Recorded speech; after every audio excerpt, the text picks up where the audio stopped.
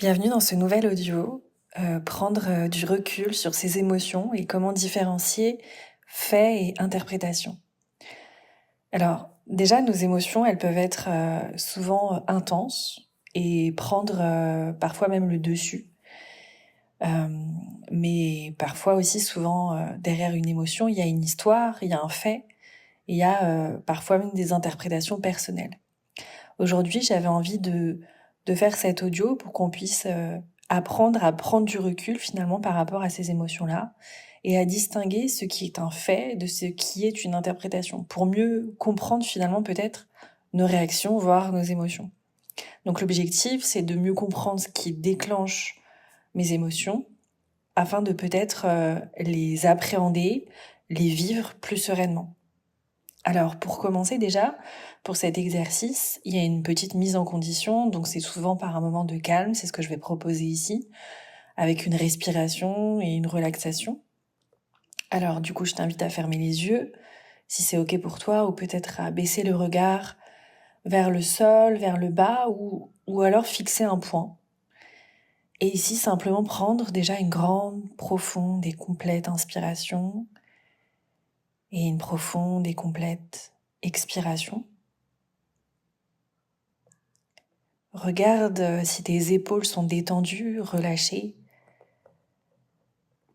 Et peut-être ici, tout en inspirant et expirant avec conscience, sens peut-être le poids de ton corps et laisse-toi finalement ancrer dans cette pesanteur, voire même dans ce moment présent de calme.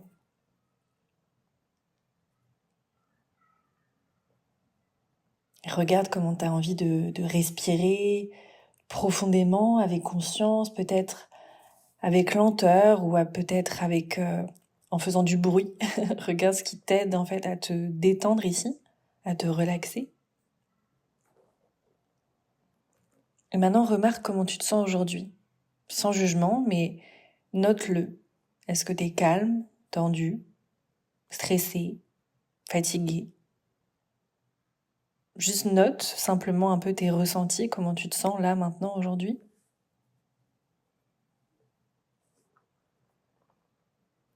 Et maintenant, pour tenter de faire cet exercice pour distinguer entre fait et interprétation, je vais te demander de réfléchir à une situation qui aurait déclenché chez toi une émotion, par exemple, intense. Une situation plutôt récente, parce que ce sera plus frais et plus facile pour l'exercice. Et est-ce qu'il y a une situation où tu t'es senti particulièrement énervé ou triste, peut-être anxieux, anxieuse? Est-ce qu'il y a quelque chose qui te vient? Et demande-toi peut-être qu'est-ce qui s'est réellement passé dans cette situation? Quels sont les faits objectifs? Tu peux le noter dans ton esprit ou tu peux l'écrire sur une feuille, sur un carnet si tu as envie de faire l'exercice comme ça, c'est ok. Et maintenant, réfléchis à ce que tu as pensé ou interprété pendant ou après cette situation. Est-ce que tes pensées, elles étaient basées sur des faits réels ou est-ce que tu as fait des suppositions ou des généralisations?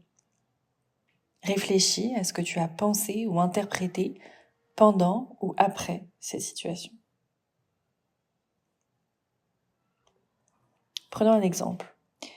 Supposons que tu sois en réunion et que quelqu'un ne t'ait pas écouté, par exemple. Le fait, c'est qu'une personne ne t'a pas prêté attention, mais l'interprétation, peut-être, c'est « je ne suis pas assez intéressante » ou encore « cette personne ne m'aime pas » ou alors « ce que je dis n'est pas intéressant ». Ça, c'est l'interprétation. Mais le fait, c'est « une personne ne m'a pas prêté attention » ou ne m'a pas écouté. Donc dans cet exemple, reviens sur ta situation et demande-toi ce qui a été de l'ordre de l'interprétation et pas des faits dans ta situation.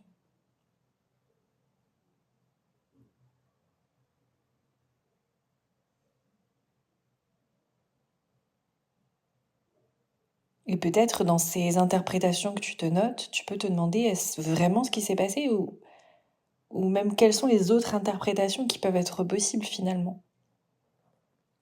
Peut-être que cette personne, dans mon exemple, était vraiment en train de m'écouter, mais en fait avait le regard dans le vide, le regard ailleurs, et j'ai supposé quelque chose qui n'est finalement pas la réalité. Quel est finalement le regard qui peut être différent à cette situation ? C'est un exercice tout simple, mais en prenant du recul et en distinguant les faits de nos interprétations, on peut vraiment comprendre que nos émotions, elles réagissent de manière plus réfléchie, différemment.